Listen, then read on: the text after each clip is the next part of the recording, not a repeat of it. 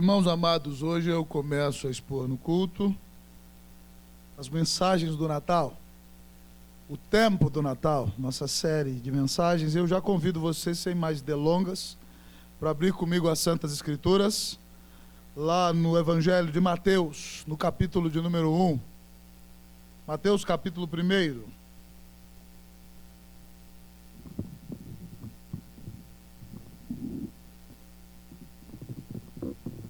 Mateus, capítulo 1.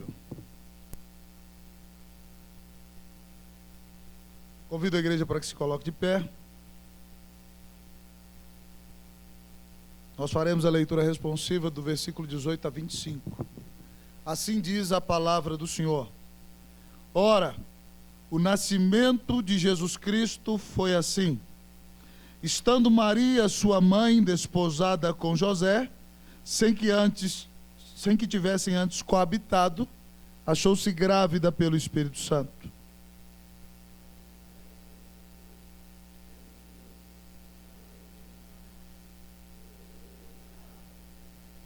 Enquanto ponderava nestas coisas, eis que lhe apareceu em sonho um anjo do Senhor, dizendo: José, filho de Davi, não temas receber Maria, tua mulher, porque o que nela foi gerado é do Espírito Santo.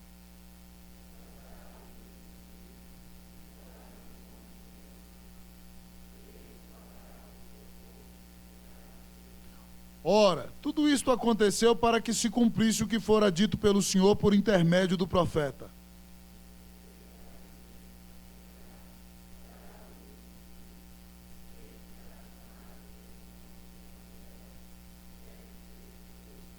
Despertado José do sono, fez como lhe ordenara o anjo do Senhor e recebeu sua mulher.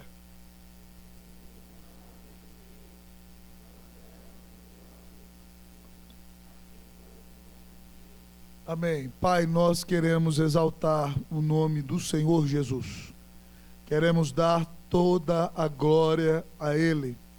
Nos lembramos da palavra de João, depois que o Senhor Jesus começou a batizar com seus discípulos no Jordão. Convém que o Senhor cresça e que eu diminua. Deus, nós queremos que o nome de Cristo seja adorado. Nós somos criados para dar glória ao nome do Senhor. E o nosso deleite maior é viver para te glorificar. Pai, nós pedimos que o Senhor abençoe a exposição da Escritura. Dá graça ao pregador para ser fiel ao texto e falar a tua palavra. Mas também, grande Deus, permite que a presença do Senhor se manifeste com graça enquanto a Escritura é exposta com fidelidade.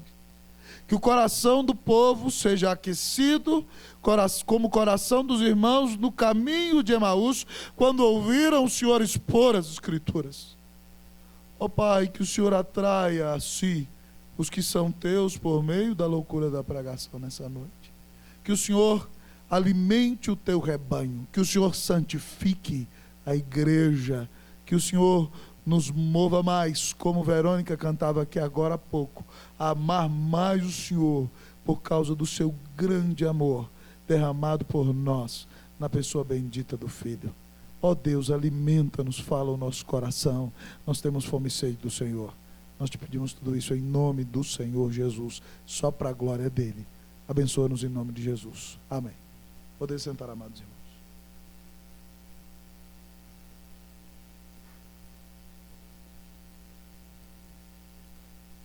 Quem é um jovem solteiro aqui na igreja? Homem, levante a mão. Pode abaixar. Com mais de 20 aí, cidadão, levante a mão só mais uma vez. Não quero te envergonhar, não, mas levante a mão aí. Quem é um rapaz com mais de 20 anos? Oh, tem alguns, louvado seja Deus. Não vou perguntar qual que está procurando esposa não, tá bom?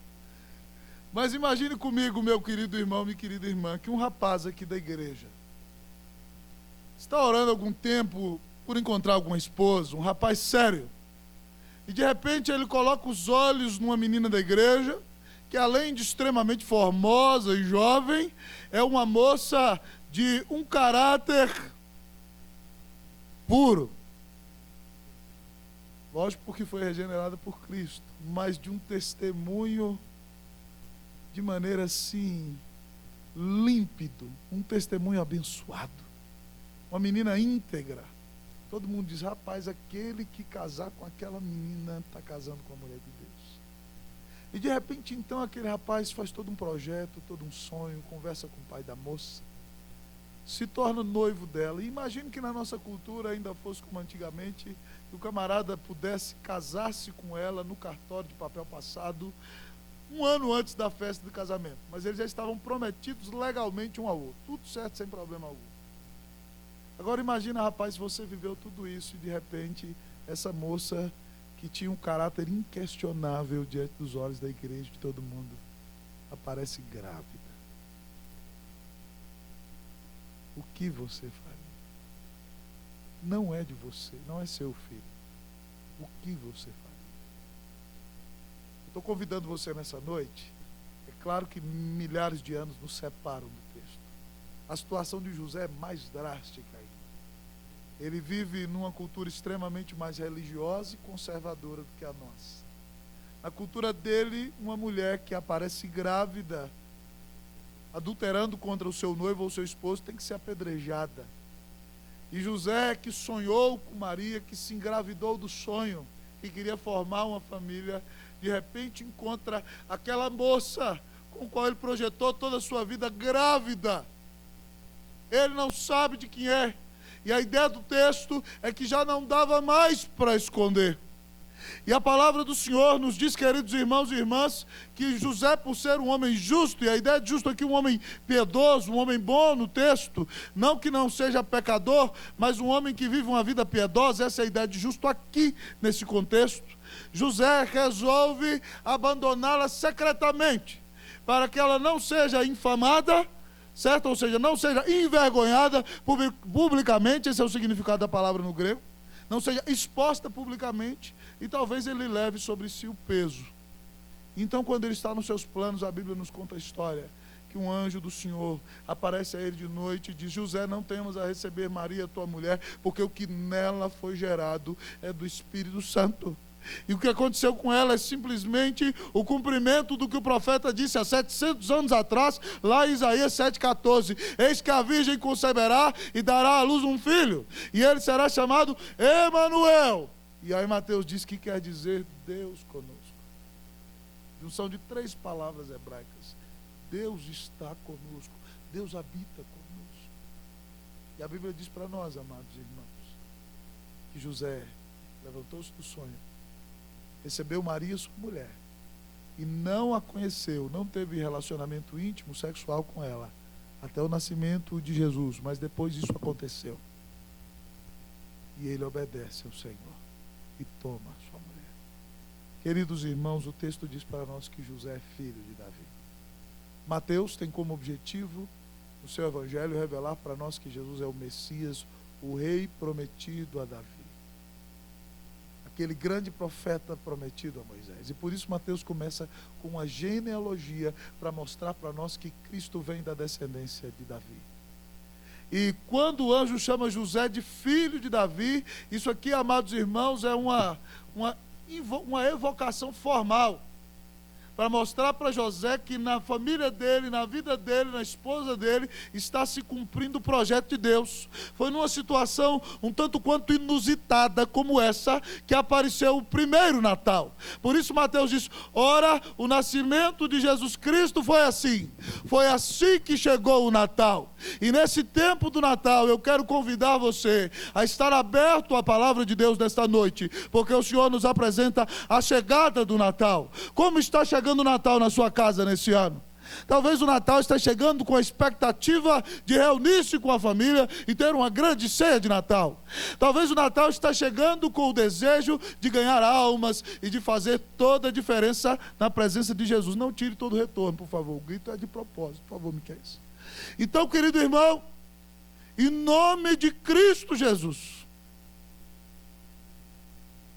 eu gostaria de perguntar para você, como vai ser o seu Natal?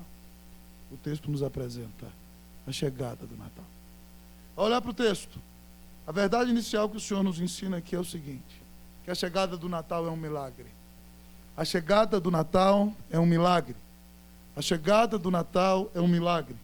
Nós vamos ler do versículo 18 a 20. Eu vou ler, preste atenção.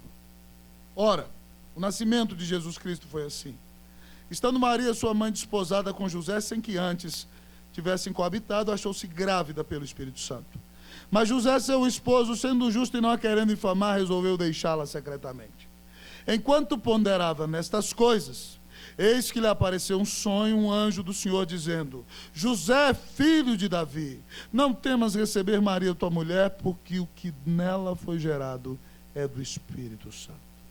2 vezes o texto menciona o Espírito Santo. E a primeira verdade que nós aprendemos aqui, queridos irmãos e irmãs, é a chegada do Natal. O primeiro Natal é um milagre. O texto diz que Maria está desposada, é mais do que noivado e é menos do que casamento consumado. Eles já estavam de papel passado casados. Se quisessem se separar, tinha que ser com divórcio. E aí, de repente, Maria aparece grávida sem que antes tivessem coabitado, tido relações. E ela é engravidada pelo Espírito Santo. Aí você vai dizer: e lá vem o pastor com essa história da carochinha. Irmãos, não é história da carochinha. O nosso Deus tem todo o poder. Imagine, meu irmão, o grande Deus que teve o poder de ser, haja luz, e de repente a luz veio existir. Não tem o poder de, com uma semente do Espírito Santo no ventre de uma mulher, gerar um menino. Sendo que Ele é o Criador de tudo quanto existe. Então o texto vem nos dizer que a chegada do Natal é milagre, porque Jesus não nasce da maneira natural como nascem todos os homens.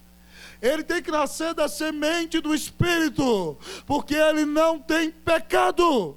Se nascesse da semente de um homem qualquer, seria pecador como todos os outros. Mas nasce de um milagre. Ele é o Filho do Altíssimo, como o anjo revelou a Maria em Lucas. E o texto diz, queridos, como eu já disse a vocês, que José quer fugir para resolver o problema por amor a Maria, quer levar sobre si a fama de ser o rapaz que enganou a moça e fugiu. Mas a ideia aqui, amados irmãos, é que o anjo aparece para ele, e aqui você vê o sobrenatural de Deus de novo. José recebe aqui, era ainda comum naquele tempo isso, uma revelação de parte de Deus, com um anjo que lhe aparece e diz: não temas receber José, Maria, tua mulher, porque o que nela foi gerado é do Espírito Santo. Natal, irmãos, é milagre. É milagre. É Deus gerando um menino no ventre de uma mulher, através do seu Espírito. É Deus aparecendo ao homem e dizendo a ele: não vá embora. O filho que está no ventre da sua mulher é meu. Natal é milagre. E a que milagre compararemos o Natal? Pastor, o que tem isso a ver com a minha vida? Tem tudo a ver com a sua e com a minha vida. Sabe por quê? Porque se Deus fez o seu filho Jesus nascer no ventre de Maria, você que está morto nos seus delitos e pecados não pode conhecer a Deus por si mesmo. É necessário, para que você conheça a Cristo, que haja um milagre no seu coração. E o milagre é o seguinte: o Espírito Santo vem e coloca em você uma nova natureza, o princípio de nova vida. Ele te faz nascer de novo. E quando você nasce de novo, enquanto ouve a palavra, o Senhor abre os seus olhos, e a primeira pessoa que você vê é Jesus. E você imediatamente se enamora por Ele, porque o vê como Filho de Deus, o seu Salvador. Ao ouvir a palavra, você nasce de novo pelo poder do Espírito no seu coração. E ao nascer de novo, a primeira coisa que você faz é ver e crer no Senhor Jesus. Natal é milagre. Tal como Jesus nasceu no ventre de Maria, ele tem que nascer no seu coração. E é por meio da pregação do Evangelho. Se você está aqui, querido amigo, irmão, e não sabe se tomba hoje, vai para o céu ou vai para o inferno, ou não tem vivido uma vida de adoração a Deus, e sabe que vive uma vida longe de pecado diante do Senhor, eu quero dizer para você aquilo que Jesus disse para Nicodemos: importa-vos nascer de novo. E talvez você me pergunte: pastor, como eu faço para nascer de novo? Você não faz, é Deus quem faz. Mas se você está aqui nessa noite ouvindo esse Evangelho e pensando, e Deus já abre o seu entendimento, e você vê que Cristo é a maior expressão de amor de Deus pelo pecador, e você crê que Ele é o Filho de Deus, o único mediador entre Deus e os homens, e o seu Salvador pessoal, e se arrepende dos seus pecados e confia a sua existência a Ele, e se você invocar o nome do Senhor, a Bíblia diz que você será salvo. Isso é um sinal de que você nasceu de novo. E os frutos nos dirão ainda mais. Mas o texto diz que é um milagre. Irmãos, isso aqui é obra do Espírito Santo para envergonhar um homem. É impressionante. Algum tempo atrás, alguns anos atrás, eu evangelizava uma pessoa. E eu expus para ela o plano de salvação 1 vez, 2 vezes, 3 vezes, 4 vezes, 5 vezes. E parecia que o entendimento não abria mesmo. Aí já lá para a 4ª vez eu falei, rapaz, eu já expliquei tudo para você. Como é que você não entende? Ah, eu não entendo. Você se arrependa dos seus pecados e creia. Eu só lhe dizia isso. Não, mas não chegou a hora ainda. E foi a 6ª vez, eu se arrependa dos seus pecados e creia. Não. E a 7ª vez, e aí na 8ª vez eu já estava chateado, irmãos. Essa é a verdade. Eu já estava emburrado. Eu falei, estou perdendo meu tempo com esse sujeito. Que absurdo é esse? E aí, de repente, ali naquele momento, o cidadão fala assim, eu gostaria de fazer uma oração. Falei, pois não. Ore aí. Sei lá se Deus vai escutar. E de repente a pessoa,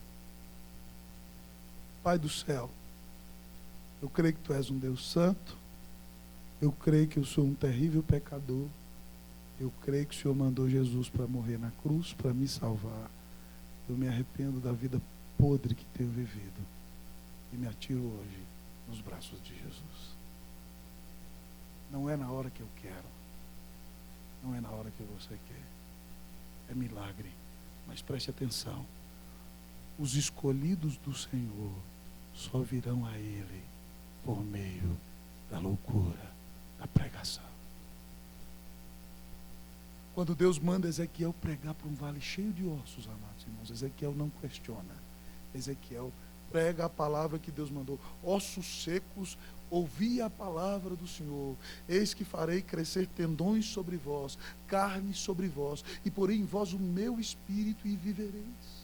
E Ezequiel prega, e os ossos se juntam, e nascem tendões, e cresce a carne, e de repente ele clama o espírito, e o espírito vem sobre eles, e eles se tornam um exército grande e numeroso. Querido, se você está aqui, não está certo hoje, e qual é o seu destino eterno, eu quero dizer para você que você precisa nascer de novo. Você só verá a Deus se você nascer de novo.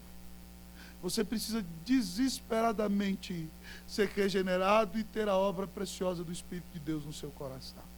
E isso só acontece quando você ouve o Evangelho e o Espírito te dá a fé e você crê em Cristo como seu Senhor e Salvador.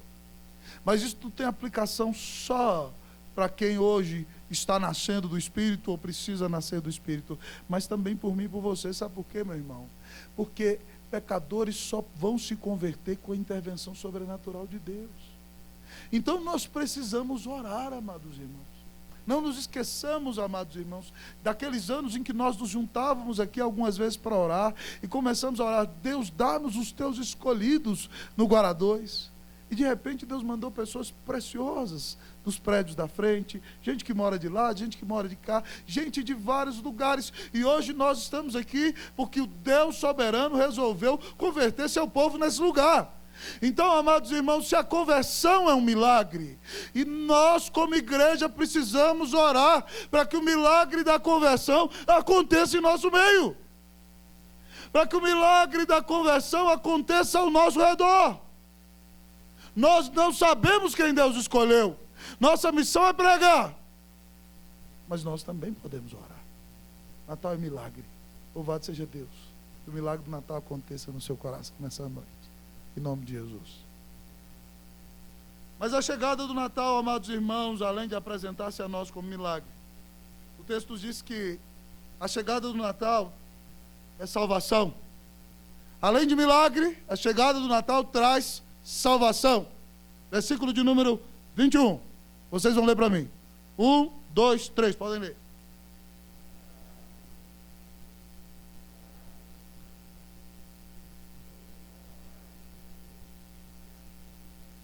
o anjo fala para José: sua mulher vai ter um menino, o nome dele vai ser Jesus, porque ele vai salvar o seu povo dos pecados dele. Você sabe o que significa o nome Jesus?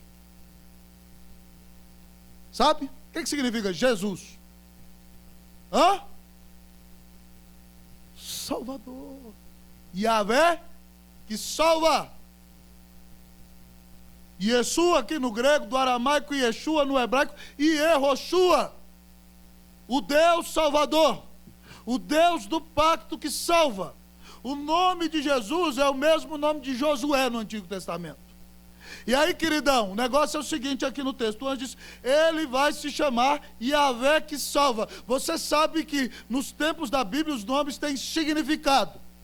E ele então vai trazer à memória que Yahvé é o Deus Salvador, o Deus do pacto, o Deus que salva. E aí o texto diz aqui: porque ele salvará o seu povo dos pecados dele. O texto diz que Deus vai salvar seu povo. Irmão, a Bíblia não diz em nenhum lugar que todos os pecadores da terra vão ser salvos. A Bíblia nos ensina claramente que Deus escolheu um povo desde antes da fundação do mundo. E que foi decisão dele, não minha. E que não depende de nada do que eu faça, porque se a salvação dependesse de qualquer coisa que eu viesse a fazer, então a salvação seria por mérito. E é impossível que o homem se salve por qualquer coisa que ele venha fazer, porque Isaías diz para nós no capítulo 64 que as nossas melhores obras para Deus não passam de trapos de imundícia. E trapos de imundícia eram panos com os quais mulheres se limpavam da menstruação no Antigo Testamento. Mas o texto diz que Jesus morreu para salvar o seu povo. Qual é a característica desse povo que Jesus morreu para salvar? O seu povo é pecador. Diz o texto: ele salvará o seu povo dos pecados deles. É impossível que o homem seja salvo se ele não se reconhece pecador, queridão. Esse é o problema que acontece lá na casa do próprio Mateus. Lembra? Jesus está lá pregando em Cafarnaum, passou na coletoria. Mateus é publicano, cobrador de impostos e estelionatário para todo judeu. Os religiosos o odeiam. Quando Mateus passa desse lado da rua, o fariseuzão cospe no chão do outro lado. E aí Jesus vai lá, chama Mateus, salva Mateus. Fala: Mateus, e aí, meu filho, o que você quer? Jesus, vamos dar um banquete lá em casa. A publicanaiada toda. E aí junta um bando de pecador, um montão de gente lá. E aí os religiosos, se ele fosse profeta, ele não se reunia com esse povo. Por que ele se junta com esse tipo de gente? E aí Jesus vira e fala para eles: os sãos não precisam de médico, e sim os doentes. Eu não vim chamar justos, mas pecadores para o arrependimento. Se você se acha bom, Jesus não é para você não, querida. Você tem que reconhecer que é pecador. Você tem que reconhecer que se não fosse a graça de Deus, você receberia a espada da justiça eterna. Você queimaria no fogo do inferno. Você tem que reconhecer que está perdido de si mesmo. Que por você mesmo você não pode agradar a Deus. Você não pode viver uma vida de santidade na presença do Senhor. Que você precisa de um Deus eterno que abra os céus, que rasgue, que venha e que morra na sua cruz para satisfazer a justiça do Senhor e receba a ira eterna no seu lugar.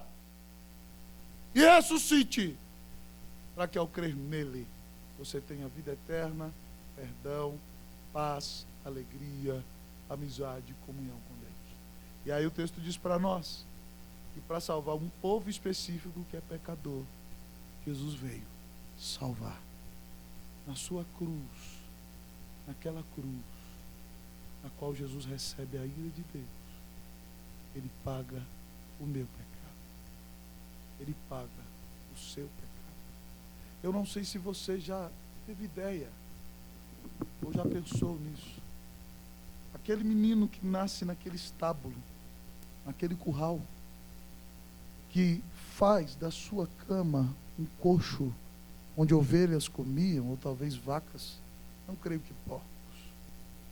Aquele menino que vive a vida numa carpintaria, criado por José e por Maria.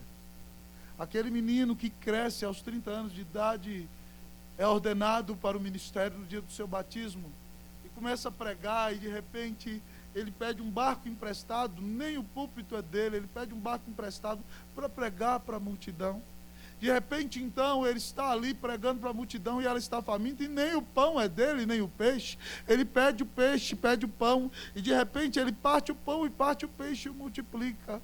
E quando está entrando em Jerusalém para morrer por nós, manda pegar emprestado um jumentinho, porque nem cavalo ele tinha para entrar como um rei glorioso, segundo os padrões do mundo, mas entra em Jerusalém cumprindo a profecia, montado num jumentinho.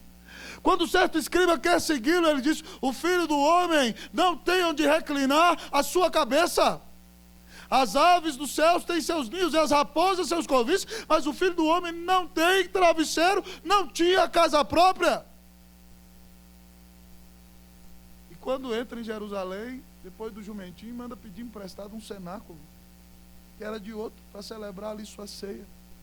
E quando morre, é cravado numa cruz de madeira confeccionada pelos romanos. Nem foi ele que mandou fazer, mesmo sendo carpinteiro. E depois de morto, ainda é sepultado, cumprindo outra profecia, num túmulo alheio. Num túmulo de um rico aberto numa rocha. Mas não se engane.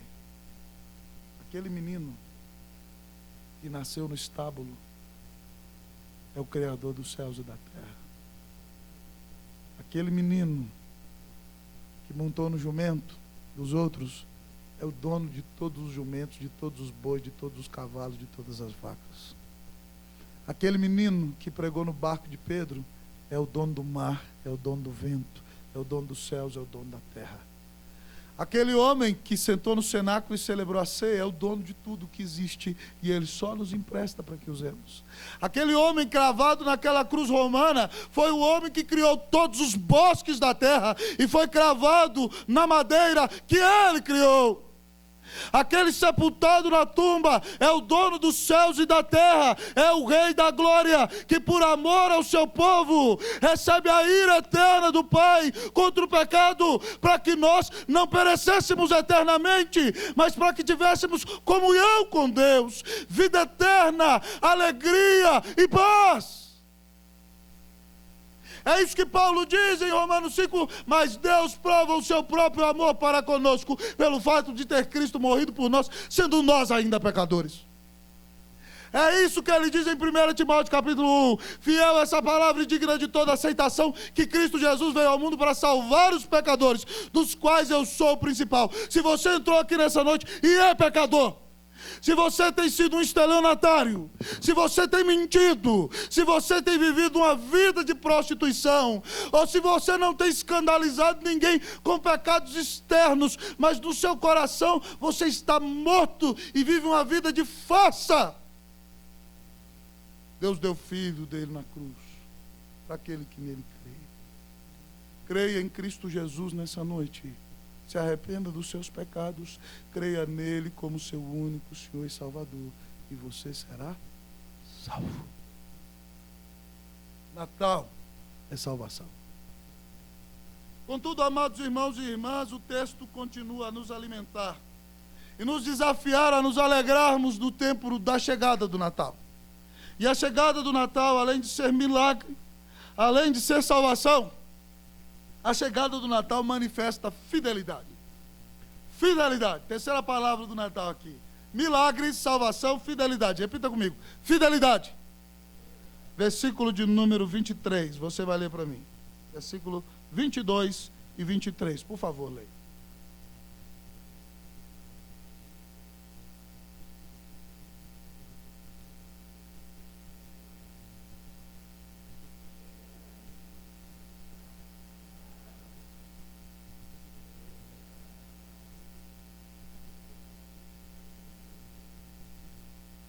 Querido, tudo isso aconteceu para que se cumprisse o que foi dito pelo profeta. E aí Mateus traz para nós uma profecia de 700 anos antes, que está lá em Isaías 7,14, que é o cumprimento desse clímax. Quando foi mandado dizer a Acás, Deus manda dar um sinal para Acás não quer o sinal, Deus, eu vou dar o sinal.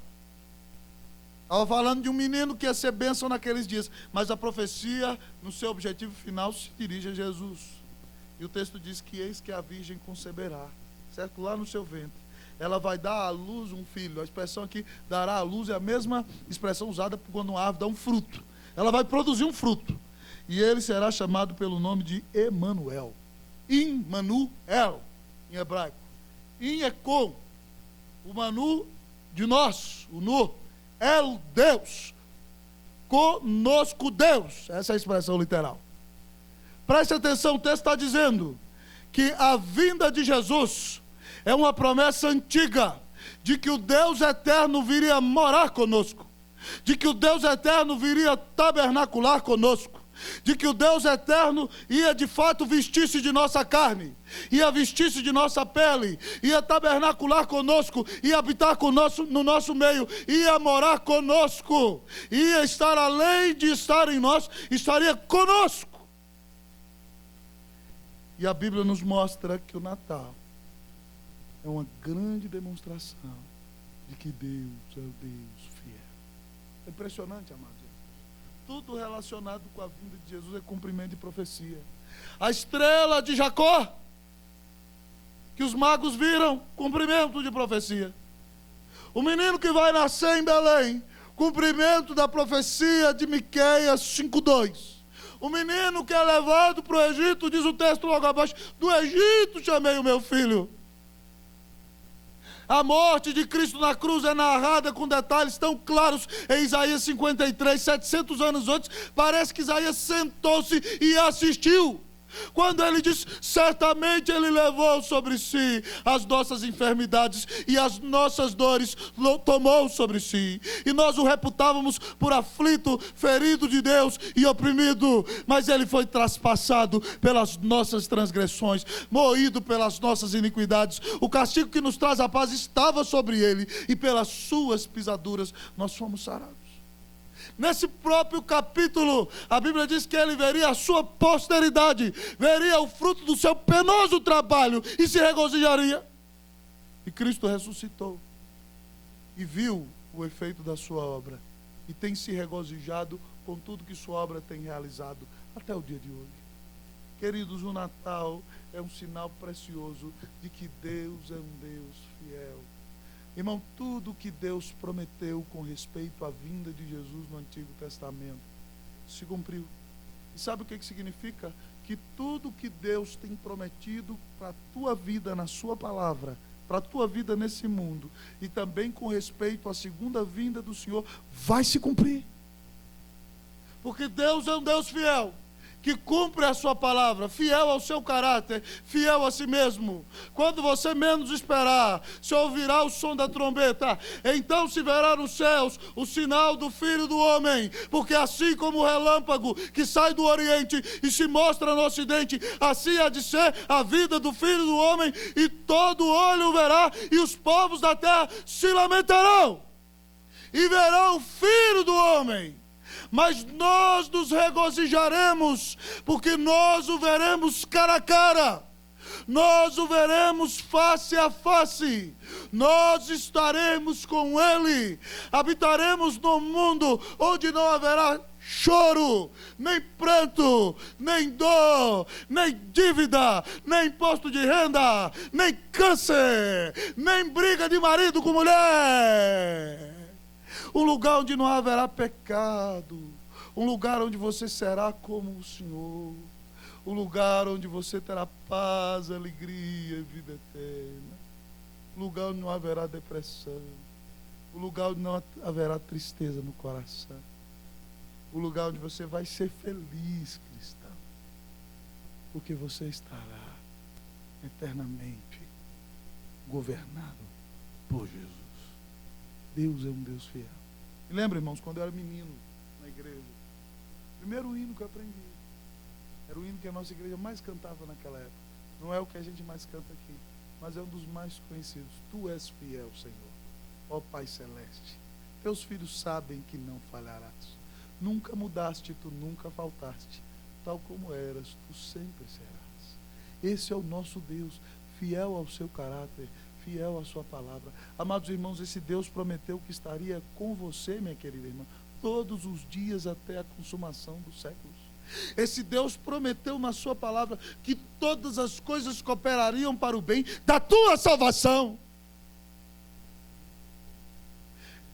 Davi, na palavra desse Deus, disse: fui jovem e agora sou velho, nunca vi o justo desamparado, nem a sua descendência mendigar o pão.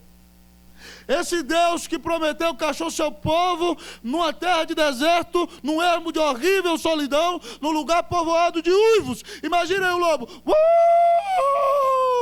no lugar de uivos, né? Solidão. Naquele lugar Deus rodeou o seu povo, cuidou dele, guardou como a menina dos seus próprios olhos. Deus cuida de você, meu irmão. Deus cuida da sua vida, não é verdade, meu reverendo? Deus te protege. Deus vai com você na caminhada. Não se desanime, não se desespere. Creia no Senhor, Ele não te abandonou. Você precisa conhecer quem é o seu Deus. Semana passada, amados irmãos, eu lecionava lá na nossa classe de relacionamentos saudáveis à luz da Bíblia. E Paul David Tripp coloca no seu livro um exemplo interessante de um casal de jovens cristãos que estavam uma briga terrível como marido e mulher. Ele numa depressão porque não conseguia alcançar os seus objetivos, sendo de uma família muito exitosa. E ela, por ser muito controladora e queria ser bem-sucedida, achou que o seu marido, filho de rico, ia ser bem-sucedido e não era. E de repente, então, queridos irmãos e irmãs, eles começavam a brigar. E eles não se lembravam na briga de que eles eram de Cristo, que eles foram comprados, que eles eram filhos de Deus, que eles eram amados pelo Senhor, que não existia nada que eles precisariam fazer para que Deus os amasse mais. E eles, amados irmãos, quebravam o pau, literalmente. E aí o autor diz: sabe por quê? Porque na cabeça deles, eles só têm uma visão de Cristo, de Deus. Deus para eles é só um advogado.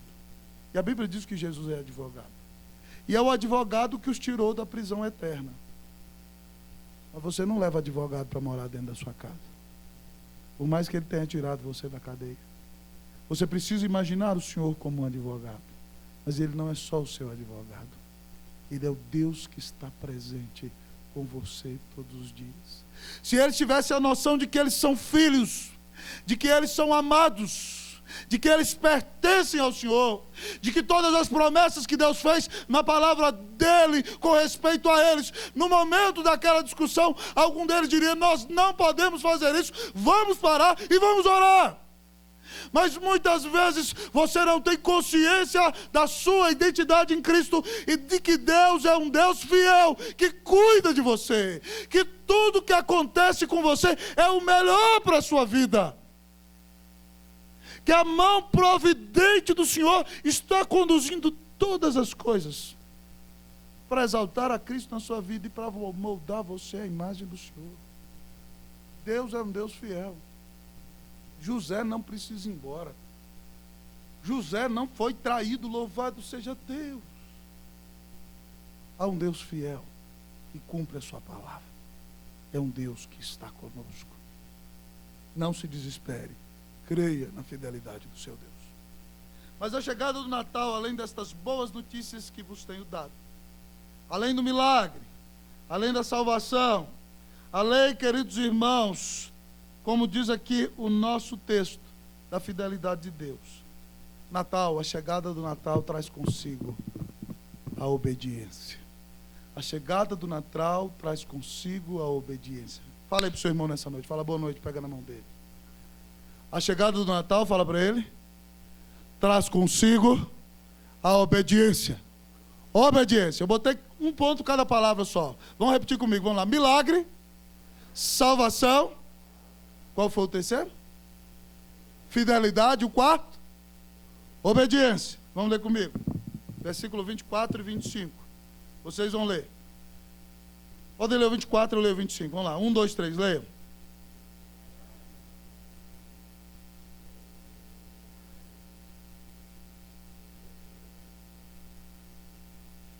Contudo não a conheceu, enquanto ela não deu à luz a um filho, a quem pôs o nome de Jesus.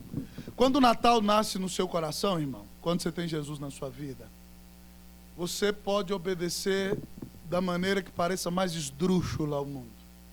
Você pode obedecer na situação mais inusitada que existe. Tente se colocar na pele de José. Tente se colocar na pele de José. Você fala, ele loucura. A menina está grávida. Onde que eu vou acreditar que esse negócio é do Espírito Santo? Mas José acredita no Deus das Escrituras. E porque crê no Senhor, é salvo pela graça mediante a fé. Mas quem é salvo pela graça mediante a fé, vai viver para fazer boas obras, para a glória de Deus. E diz o texto que José despertou do sono e fez como lhe ordenara o anjo do Senhor e recebeu sua mulher. Obediência ainda numa situação adversa. Obediência ainda no dia da situação inusitada. E obediência perseverante, porque diz o texto, contudo não a conheceu, enquanto ela não deu à luz um filho, a quem pôs o nome de Jesus. Ele só consumou seu casamento com Maria, depois que Jesus nasceu. É errado o posicionamento que diz que José nunca teve relacionamento sexual com Maria. Está errado, é antibíblico. Aqui diz o texto, enquanto, depois, está certo?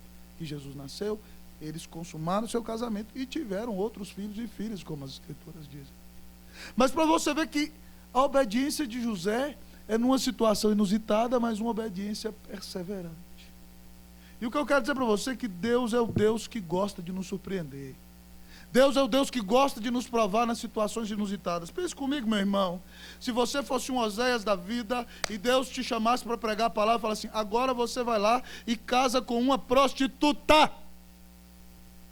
E agora você vai ter 3 filhos com ela. O primeiro vai se chamar Jezreel, porque eu vou destruir a casa de Jeú, porque eles têm me abandonado em Jezreel. Segunda filha vai chamar Desfavorecida. Já pensou, você filhinha? Ô, desfavorecidinha, vem aqui, vem. Já pensou? O terceiro, não meu povo. Oh, não meu povo. E Oséias vai lá e casa com a mulher e bota esses nomes no menino. E aí depois a mulher abandona Oséias, se prostitui de novo, chega a se vender. Aí Deus fala, agora você vai lá e pega ela de novo. E aí Oséias vai lá e paga um preço pela mulher, paga dinheiro e casa com ela de novo.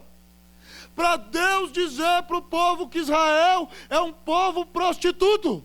É uma prostituta que tem abandonado o Senhor. Mas Deus não salva Israel por causa das suas obras, mas porque Deus é um Deus de graça que o ama. Mas pense comigo no nosso querido grande pregador de grandes mensagens, Ezequiel. Deus tira a mulher de Ezequiel. E Deus fala para Ezequiel, você não pode nem chorar, porque você me representa. E quando você nem chorar, eu estou dizendo que eu não estou nem chorando pela destruição de Israel, por causa dos pecados desse povo. Você seria capaz de obedecer numa circunstância assim? Mas pense comigo, queridão, em Jeremias. Jeremias pregou mais de 40 anos que Jerusalém vai ser destruída. Botam ele no tronco, não era nem escravo no Brasil, mas está lá o pessoal batendo, prendendo Jeremias no tronco, batem na face dele, jogam ele na prisão, colocam o rapaz dentro do poço, difamam ele. Os familiares dizem, vamos matar Jeremias. Uma situação terrível. Quando Nabucodonosor está vindo para destruir Israel, Jeremias, eu quero que você vá lá e compre uma terra. Vai lá, pega o dinheiro, pesa a prata, eu quero que você compre isso daqui. Meu Deus, tudo vai ser destruído aqui. Mas Deus compra, porque eu estou dizendo que esse lugar vai ser habitado de novo. Mas você pensa lá, meu queridão, está lá Abrão, com o pai dele, com a família dele, de boa. E Deus vai e fala assim, ó, deixa a sua terra, a casa do seu pai, vai para o lugar que eu te mostrarei. Obediência, amado irmão, não significa comodidade. Obediência não é só no dia em que está tudo tranquilo. Obediência não depende do que vão pensar de você. E obediência não depende de tranquilidade e paz para você na sua vida. Mas Deus muitas vezes prova se de fato você ama o Senhor sobre todas as coisas. E ainda que a situação não seja mais cômoda para você, ainda que não seja o que traz mais aplauso ou riqueza para a sua vida, mas o tempo do Natal é um tempo para nos lembrarmos que nós não pertencemos a nós mesmos, que nós fomos comprados pelo preço de sangue, que a nossa vida não é nossa, e que ainda que vivamos dias de tranquilidade exterior e dias de guerra exterior, nós temos que ser fiéis ao Senhor e seguir tudo aquilo que Ele nos manda obedecer na sua palavra. Até onde você está disposto a ir por causa de Jesus? Até onde você está disposto a renunciar por causa de Jesus? Quero lembrar você da frase daquele missionário que eu tanto gosto: não é tolo aquele que abre mão daquilo que não pode reter para poder ganhar aquilo que não pode perder. Não viva para si mesmo, viva para obedecer. A chegada do Natal é milagre. Que Deus te dê a bênção de vivenciar milagre de novo nascimento como fruto da pregação do Evangelho na tua casa, na tua família, em nome de Jesus. Natal é salvação. Que Deus salve os seus eleitos aqui no Guará, na nossa cidade, no Brasil. Que Deus nos visite com um reavivamento bíblico, no qual nós vejamos centenas de milhares dos seus eleitos vindo a Ele para a glória e honra de Jesus, por meio da pregação do Evangelho. Mas Natal, querido, é fidelidade. Que você nunca se esqueça que Deus cuida de você, que Deus te ama, que Ele nunca vai te abandonar, porque todas as promessas da palavra dEle Ele tem cumprido e sempre cumprirá porque é fiel a si mesmo. Mas Natal, querido, tal como José obedeceu, é tempo de despirmos-nos de nós mesmos, para que vivamos cada dia mais para Cristo Jesus. Que o Senhor te abençoe nesse Natal. Que o Natal para você não seja só um momento de presentes, de uma boa ceia com a família, mas que esse Natal seja marcado por uma grande transformação na sua vida. Em nome de Jesus, para a glória de Jesus. Amém. Vamos orar ao Senhor.